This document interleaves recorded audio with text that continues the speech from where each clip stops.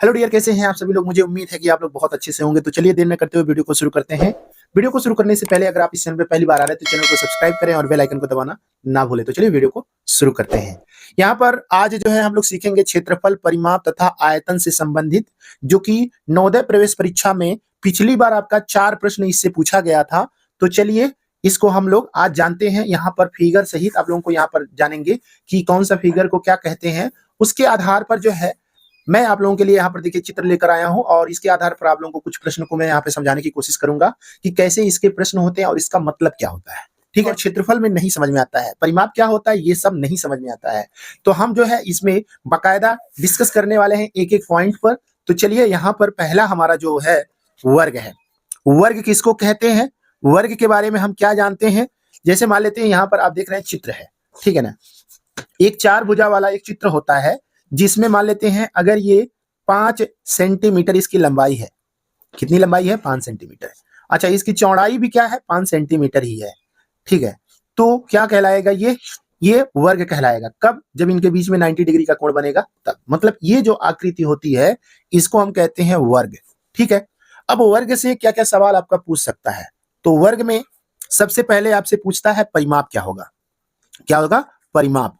तो वर्ग का जो परिमाप होता है उसको हम कैसे लगाएंगे और ये परिमाप होता क्या है, ठीक है ना, इसको जानना जरूरी है।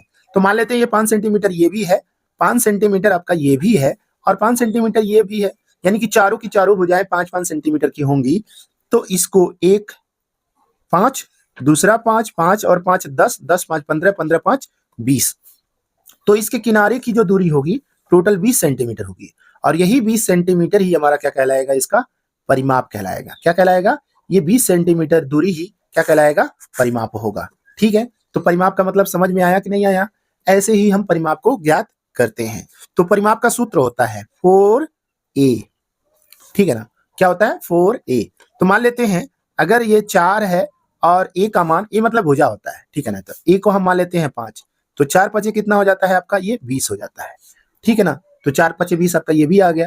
तो परिमाप आपको समझ में आ गया होगा कि परिमाप किसको कहते हैं, यानी कि किनारे की जो दूरी होती है, ये जितने भी चित्र हैं इनमें किनारे की जो दूरी होगी वही परिमाप होगी, इनमें किनारे की जो दूरी होगी वो परिमाप होगी। अब ये मान लेते हैं इसमें, हालांकि परिमाप इसका पूछता नहीं है, अगर आप चाहें तो निकाल भी सकते हैं, ऐसी कोई दिक्कत नहीं है। फिलहाल जिसका परिमाप पूछता है उसी से संबंधित हम यहाँ पे आप लोगों को सूत्र बताने की कोशिश करेंगे। अब यहाँ पर दूसरा जो है वर्ग का जो सवाल पूछता है वो क्या है भाई? उसे हम कहते हैं क्षेत्रफल। ठीक है ना, तो वर्ग का जो क्षेत्रफल होता है वो क्या होता है भाई? तो वर्ग का क्षेत्रफल जो होता है, ठीक है ना, भुजा गुणे भुजा यानी लंबाई गुणे चौड़ाई। तो भाई लंबाई भी 5 है, चौड़ाई भी 5 है, तो इसका सूत्र होता है ए स्क्वायर होता है। कितना होता है? ए स्क्वायर होता है। तो अब इस तरह से अगर हम देखें तो ए के जगह पे क्या है? 5 है और 5 में 5 का गुणा कर लो, 5 5 कितना हो जाएगा? 25। ठीक है ना, तो 25 सेंटीमीटर स्क्वायर, इसको स्क्वायर लिखते हैं। स्क्वायर इसलिए लिखते हैं क्योंकि क्षेत्रफल का मात्रक ही जो है वर्ग होता है। ठीक है ना, अब यहाँ पर आगे बढ़ते हैं। यहाँ पर और क्या पूछ सकता है? कभी कभी आप लोगों से क्या पूछ लेता है? विकर्ण पूछ लेता है। अब ये विकर्ण क्या है? ठीक है ना, तो अगर हम एक लाइन ऐसे खींच लेते हैं, ठीक है ना, इस कोने से दूसरे कोने को मिला देते हैं, तो ये कोने से दूसरा कोना अगर मिलाते हैं तो इसकी लंबाई कभी कभी पूछ लेता है। तो भाई इसकी लंबाई क्या हो जाएगा?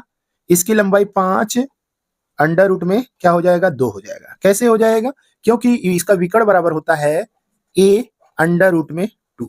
ए के मतलब हो गया इसका एक भुजा, तो a हो गया, और अंडर रूट में हमेशा क्या रखते हैं? 2 रखते हैं, तो क्या हो जाएगा? a अंडर रूट में 3 2, ये आपका हो जाएगा क्या? विकर्ण हो जाएगा। ठीक है ना, तो क्या समझ में आया आपको? परिमाप इससे पूछा जाता है, क्षेत्रफल और विकर्ण। 3 सवाल इससे बनते हैं और ऐसे ही आपको ज्ञात करना होगा। दूसरे आ जाते हैं। यहाँ पर दूसरा चित्र देखेंगे, आयत है। आयत को अंग्रेजी में कहते हैं रेक्टेंगल। ठीक है ना, तो इसमें क्या होता है? इन दोनों में क्या अंतर है? ध्यान से देखिएगा।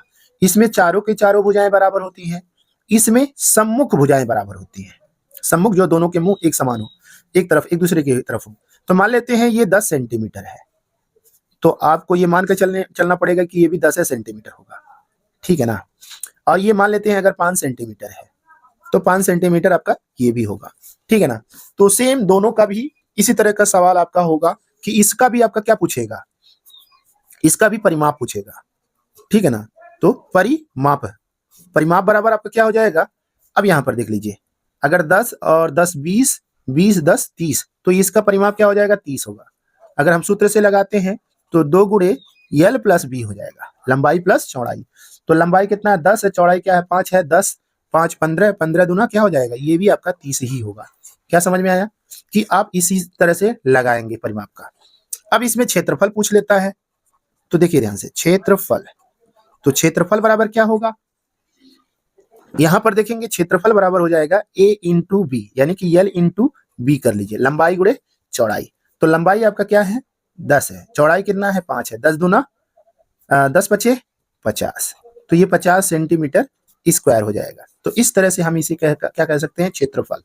ठीक है ना। क्षेत्रफल का मतलब होता है ये जितना जगह आपको दिखलाई दे रहा है, ये जो है टोटल जो है सरफेस एरिया आपको दिखलाई दे रहा है, पृष्ठीय क्षेत्र जो दिखलाई दे रहा है, यही हमारा क्या कहलाएगा, क्षेत्रफल कहलाता है। ठीक है ना। अब मान लेते हैं इसका भी कभी कभी विकर्ण पूछ लेता है, तो विकर्ण बराबर क्या हो जाएगा भाई इसमें, अब देखिए ध्यान से, इसका विकर्ण जो होगा, अगर ये कॉर्नर को दूसरे कॉर्नर से मिला दिया जाए, ठीक है ना, तो आपका ये हो जाएगा अंडर रूट में, ठीक है ना, अंडर रूट में आपका जो है l square plus b square, यानी लंबाई प्लस चौड़ाई, इन दोनों का स्क्वायर कर लेंगे और दोनों का स्क्वायर करके अंडर रूट में रख देंगे, और जो बाहर निकल कर आएगा वही हमारा क्या कहलाएगा, ये विकर्ण कहलाएगा। ठीक है ना। तो यानी कि यल का स्क्वायर प्लस बी का स्क्वायर, ठीक। और विकर्ण आप लोगों का अंडर रूट का बताया ही गया था सवाल की किस तरह से इसका सवाल लगता है। ठीक है ना। आगे बढ़ते हैं। ये त्रिभुज आप देखेंगे तो इसमें जिसमें 3 भुजाएं होती हैं उसे त्रिभुज कहते हैं, और तीनों एक दूसरे के साथ जुड़ी होती हैं। ठीक है ना। तो ये त्रिभुज है। अब इसमें देखेंगे कि त्रिभुज हालांकि तो कई तरह के होते हैं, क्योंकि कुछ समबाहु त्रिभुज होते हैं, कुछ विषमबाहु त्रिभुज होते हैं, किसी किसी में 2 भुजाएं बराबर होती हैं, किसी में तीनों के तीनों अलग होते हैं, किसी में 90 डिग्री का बनता है। तो इस तरह से देखा जाए तो त्रिभुज का हालांकि जो है क्षेत्रफल, अगर हम क्षेत्रफल की बात कर लेते हैं तो ये डिपेंड करता है कि त्रिभुज का जो क्षेत्रफल निकाल रहे हैं वो किस त्रिभुज का क्षेत्रफल है। तो नॉर्मली हम सभी त्रिभुजों के लिए यही जानते हैं 1/2 क्या आधार गुणे ऊंचाई होता है। क्या होता है, आधार गुणे ऊंचाई होता है। ठीक है।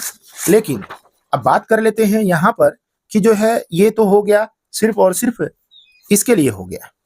अब मान लेते हैं कि समकोण त्रिभुज अगर हो तो क्या होगा, तो समकोण त्रिभुज का क्षेत्रफल, तो समकोण त्रिभुज का जो क्षेत्रफल होगा वो क्या हो सकता है, तो इसका जो समकोण त्रिभुज यानी कि यही आप समझ लीजिए, तो समकोण त्रिभुज जिसमें एक कोण कितने डिग्री का कोण बनाता है, 90 डिग्री का, तो जो कोण 90 डिग्री का कोण बनाता है उसे समकोण त्रिभुज कहते हैं। तो इसमें क्या हो जाएगा, सेम वही आपका रहेगा 1/2, लेकिन इसमें क्या कहेंगे, आधार गुणे लंब। लंब मतलब यही हाइट ही है, लेकिन बेस इसको माना जाएगा और इसको ऐसे माना जाएगा। तो ये इस तरह से लगता है। हम मान लेते हैं आपका समबाहु त्रिभुज का क्षेत्रफल पूछ ले। समबाहु का मतलब होता है ऐसा त्रिभुज जिसमें सभी भुजाएं बराबर हों। जैसे मान लेते हैं इस त्रिभुज में आप देखेंगे सभी भुजाएं बराबर नहीं है, लेकिन इसमें अगर मान लेते हैं ये a सेंटीमीटर है, ये भी a सेंटीमीटर है और ये भी a सेंटीमीटर है। ठीक है ना। तो इसका क्षेत्रफल क्या होगा, तो समबाहु त्रिभुज का क्षेत्रफल, समबाहु त्रिभुज का क्षेत्रफल, तो समबाहु त्रिभुज का जो क्षेत्रफल होता है वो अंडर रूट में 3/4 क्या हो जाता है, ए स्क्वायर हो जाता है, यानी कि जो भी भुजा रहेगा उसका स्क्वायर हो जाता है। ये इस तरह से इसका आंसर हम लगाते हैं, यानी कि आंसर को ढूंढते हैं। अब त्रिभुज का परिमाप क्या होता है, त्रिभुज का परिमाप, तो त्रिभुज का परिमाप जैसे मान लेते हैं इसका निकालना हो तो इसका तो भाई 3a कर लेंगे, क्योंकि ए 3 बार है। लेकिन अगर इसका परिमाप निकालना हो तो इसको और इसको तीनों को जोड़ेंगे तब जा निकलेगा। तो हम यहाँ पर लिख सकते हैं तीनों भुजाओं का योग, तीनों भुजाओं का जो योग होता है वही हमारा त्रिभुज का क्या कहलाता है, परिमाप कहलाता है। ठीक है ना। तो इस तरह से हम जो है त्रिभुज के बारे में जान सकते हैं। अब बाकी बचा है आपका जो है घन। घन किसको कहते हैं, अब जैसा कि आप ये देख रहे हैं ये जो आकृतियां थी ये 2D थी, 2 डायमेंशनल थे। क्या कहते हैं, एक लंबाई एक चौड़ाई, लंबाई चौड़ाई। ठीक है ना, लंबाई चौड़ाई था। लेकिन इसमें आप देखेंगे इसमें लंबाई मान लेते हैं, इसको हम लंबाई मान लेते हैं। ठीक है ना। तो ये चौड़ाई हो गया और ये ऊंचाई हो गया। ठीक है ना। तो जिसमें 3 बीमा होता है उसको त्रिविमीय जो है त्रिविमीय चित्र कहलाते हैं। तो त्रिविमीय चित्र के जो सवाल होते हैं कुछ अलग ही होते हैं। जैसे मान लेते हैं जो है ऐसे, ये त्रिविमीय ये कैसे कहलाएगा, इसी कागज को अगर हम मोड़ देते हैं, ठीक है ना, इसको मोड़ दिए। अब मोड़ने के बाद इसको देखिए ध्यान से, ये मुड़ गया। मुड़ने के बाद अब मान लेते हैं ये लोहा रहता, क्या रहता, लोहा रहता, और यहाँ पे एक तरफ बंद कर देते तो इसमें कितना पानी आ रहा है, ये पानी इसका क्या कहलाता, आयतन कहलाता। और इसी को अगर हम फाड़ देते हैं और फाड़ कर इसको दूर दूर कर देते हैं ऐसे, तो ये क्या हो जाता है, इसका क्षेत्रफल हो जाता है। तो हमें क्या समझ में आया, अब जो भी चीजें होती हैं, जो ठोस चीजें होती है, जैसे मान लेते हैं ये पेन है, तो ये पेन का ये क्या हो गया, लंबाई हो गया, और ये इसका क्या हो गया, त्रिज्या हो गया, ठीक है ना। और जो है इस तरह से ये त्रिविमीय जो है 3 बीमा वाला है, तो इसमें लंबाई चौड़ाई और ऊंचाई 3 बीमा होता है, ठीक है ना। तो अब घन को देखेंगे, जैसे पासा होता है ना, लूडो का जो पासा होता है जिसमें 1 2 3 करके 6 लिखा होता है, तो उसी तरह का एकदम सेम टू सेम है। हालांकि घन में क्या होता है, तीनों भुजाएं बराबर होती हैं, तीनों भुजाएं क्या होती हैं, बराबर होती हैं। जब तीनों भुजाएं बराबर होती हैं तो इसीलिए इसे हम क्या कहते हैं, इसीलिए इसे हम क्या कहते हैं, घन कहते हैं, ठीक है ना। तो मान लेते हैं इसकी एक भुजा क्या है, ए है, और दूसरी भुजा क्या है, ए है, और तीसरी भुजा क्या है, ए है। तो तीनों भुजाएं क्या हो गई, एक जैसी हो गई। अब जब तीनों भुजाएं एक जैसी हो गई तो अब इसके कुछ अपने क्या है, रूल हैं, कुछ इसके अपने सवाल हैं। तो मान लेते हैं घन का क्या पूछता है, घन का आपका क्षेत्रफल पूछता है, क्या पूछता है, क्षेत्रफल पूछता है। तो क्षेत्रफल बराबर क्या हो जाएगा, लंबाई चौड़ाई ऊंचाई, तो ए क्यूब हो जाता है, ठीक है ना। घन का सॉरी घन का क्षेत्रफल जो होगा, सॉरी एक गलती हो गई, घन का क्षेत्रफल होता है, जैसे मान लेते हैं ये एक फलक हो गया, ये 2 हो गया, ये 3 हो गया, इसके पीछे एक और है, इसके इधर एक है, और इसके जो है नीचे की तरफ एक है। तो कुल कितने पासा में, कुल लूडो वाला जो पासा होता है उसमें कितने फलक होते हैं, 6 होते हैं। तो हम 6a² कर सकते हैं, ठीक है ना। ये टोटल सरफेस एरिया हो गया, यानी कि कुल पृष्ठीय क्षेत्रफल जो होते हैं वो कितने होते हैं, 6a² होते हैं, ठीक। अब मान लेते हैं इसका आयतन पूछता है, आयतन मतलब ये कितना जो है लिक्विड से ये बना है, या कितना चीजें इसमें आ सकती हैं, या कितना इसमें हवा हो सकता है, उसे हम क्या कहते हैं, आयतन। तो आयतन बराबर होता है लंबाई चौड़ाई ऊंचाई, यानी कि ए क्यूब होता है, ठीक है ना। ये हो गया। अब मान लेते हैं कि इसमें जो है एक सवाल और पूछता है, जो कि सबसे ज्यादा ये प्रश्न पूछा ही जाता है, इसका विकर्ण पूछता है, ठीक है ना। घन का विकर्ण, विकर्ण, विकर्ण मतलब होता है, जैसे मान लेते हैं ये कोने से, ये वाले कोने से ये पीछे वाला जो कोना है, यहां तक की जो दूरी होती है, इस दूरी को हम क्या कहते हैं, विकर्ण कहते हैं। या फिर ये आगे वाला कोना का लेकर ले जाकर ये पीछे वाले कोने में मिला दें, तो यही इसका विकर्ण कहलाता है। तो विकर्ण बराबर क्या होता है, ए अंडर रूट में आपका होता है 3। अगर ये 5 सेंटीमीटर है तो 5 अंडर रूट में क्या हो जाएगा, 3 हो जाएगा। यही इसका आंसर होगा। फिलहाल जो है इन चित्रों को इस तरह से दर्शाया गया है और इस तरह से आपके सवाल पूछे जाते हैं, ठीक है ना।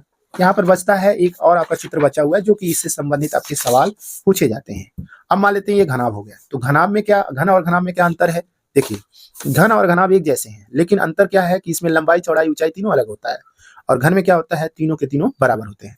तो लंबाई को हम मान लेते हैं यल, इसको चौड़ाई को हम मान लेते हैं बी, और ऊंचाई को मान लेते हैं एच। तो यल बी एच 3 हो गए। तो अब इसमें जो है आपका जो सवाल पूछता है, ठीक है ना, तो घनाभ का आयतन, ठीक है ना, आयतन, आयतन बराबर लंबाई चौड़ाई ऊंचाई, तो लंबाई गुणे चौड़ाई गुणे ऊंचाई, तो यल बी और क्या हो जाएगा, एच, यही सूत्र बनेगा, ठीक है। आगे देखते हैं। अब अगर मान लेते हैं आपसे इसमें पूछ लेता है कि इसका घनाभ का जो है पृष्ठीय क्षेत्रफल, तो ध्यान से देखिएगा, पृष्ठीय क्षेत्रफल, तो पृष्ठीय क्षेत्रफल इसका थोड़ा सा लंबा होता है। लंबा इसलिए होता है, अब अगर हम मान लेते हैं यहाँ पर, रुकिए एक सेकंड समझा देते हैं, या इसी में समझा दे रहे हैं। क्षेत्रफल 2 गुणे, क्योंकि जैसे ये आप आगे देख रहे हैं इसे ऐसे ये पीछे भी होगा, और जैसे ये इधर देख रहे हैं वैसे ये इधर भी होगा, जैसे ये नीचे है वैसे ही ऊपर भी होगा।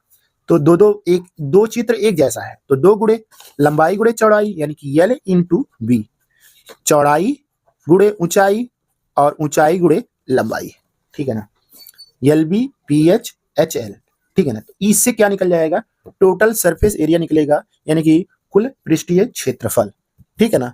इसे अब ये हम निकाल सकते हैं। अब इसका एक सवाल और बचा हुआ है, उसको भी बता देते हैं। इससे आपका विकर्ण पूछता है, ठीक है ना, इसका विकर्ण पूछता है। अब विकर्ण क्या होता है भाई, देखिए ये आगे वाला जो कोना है ये पीछे वाले कोने को आपस में अगर मिला दिया जाए तो ये जो लंबाई होती है, ये लंबाई जो है क्या कहलाता है, विकर्ण कहलाता है। ठीक है ना, या फिर ये पीछे वाला जो है ये आगे वाले में मिला दिया जाए, या फिर ये वाले आगे को इस वाले से मिला दिया जाए, तो ये वाला जो है हमारा क्या कहलाएगा, विकर्ण कहलाएगा। तो विकर्ण का जो सूत्र होता है अंडर रूट में एल स्क्वायर, बी स्क्वायर और एच स्क्वायर, यही होता है। इसके द्वारा लगाने के बाद जो अंडर रूट में निकल कर आता है वही हमारा जो है विकर्ण का सूत्र यानी कि विकर्ण का आंसर कहलाता है। ठीक है ना। अब देखिए आपके एग्जाम में कुछ इस तरह के सवाल पूछे जाते हैं, ऐसे चित्र बना देगा और कहेगा इसका टोटल क्षेत्रफल क्या होगा। तो आपके दिमाग में एक चीज होना चाहिए यहाँ पर, ये देखिए यहाँ पर सेम 4 चित्र बना, कितना चित्र, 1 2 3 4 5 और 6 चित्र है। 6 चित्र एक जैसे हैं, ठीक है ना, 6 चित्र एक जैसे हैं। तो पहले हम क्या कर लेते हैं, एक चित्र का इसमें से क्षेत्रफल निकाल लेते हैं और उसी क्षेत्रफल का हम क्या करेंगे 6 में मल्टीप्लाई कर देते हैं, तो हमें ये पूरे आकृति का क्षेत्रफल पता चल जाएगा। ठीक है ना। तो मान लेते हैं ये लंबाई इसका कितना दे दिया है, 5 दे दिया है, और चौड़ाई कितना दे दिया है, 2 दे दिया है। ठीक है ना। तो हम इसका सिर्फ निकाल लें, अगर इसका निकालते हैं तो कितना आएगा, लंबाई गुणे चौड़ाई यानी 2 गुणे 5, 5 दूना 10, अगर सेंटीमीटर है तो सेंटीमीटर क्या हो जाएगा, स्क्वायर हो जाएगा। एक चित्र, 2 चित्र, 3 4 5 और 6, तो क्या करेंगे, संपूर्ण चित्र का क्षेत्रफल, संपूर्ण आकृति का क्षेत्रफल बराबर क्या हो जाएगा, 6 गुणे और 1 का कितना आया है, 10 आया है, तो 10 6 का 60 सेंटीमीटर क्या हो जाएगा, स्क्वायर हो जाएगा। ये आपका राइट आंसर होगा। ठीक है ना। तो ऐसे एग्जाम में आपके सवाल पूछे जाते हैं। फिलहाल जो है अगले वीडियो में इसके एक्सरसाइज के हम सवाल लेकर आएंगे। तब तक के लिए दीजिए हमको इजाजत। Thank you so much, bye bye.